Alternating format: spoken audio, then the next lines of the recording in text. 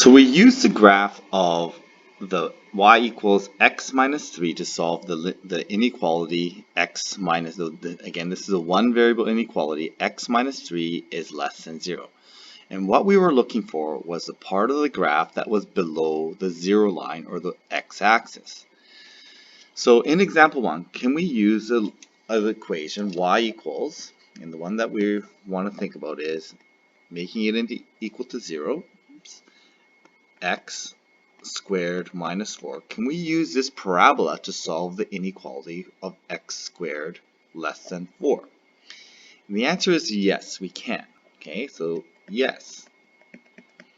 So in the first case, what we were looking for was, we were looking for where this graph was below the x-axis, okay, to solve the one variable inequality. So in a one variable inequality, we look to see where the graph is below the x-axis.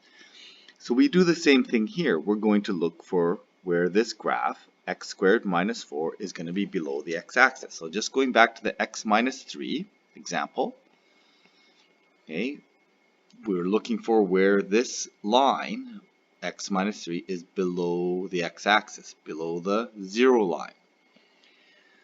So we're going to do the exact same thing for the quadratic. So yes,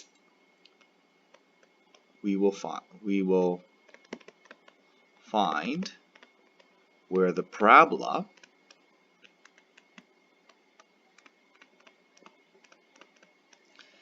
is below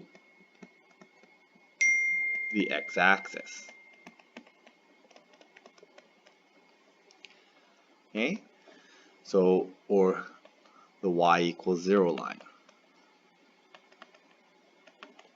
So graphing then this, we're going to show that we're going to graph x squared minus 4.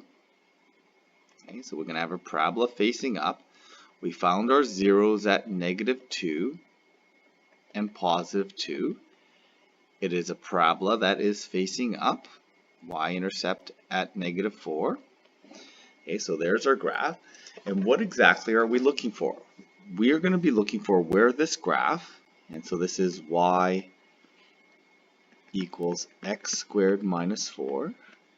We're going to be looking for where that is less than 0. Okay, well, that is less than 0 along here. This is where the graph is less than 0. Okay, so remember that this is a one variable inequality, so our solution is one dimensional or along the x-axis. So this is our solution here between -2 and +2. And we can show our solution on the number line like we did just before, from -2 to +2, and see how the solution on the number line matches the graph. Okay, what part of the graph does it match? It matches where it's below. So this less than 0 indicates that we're looking for below the x-axis.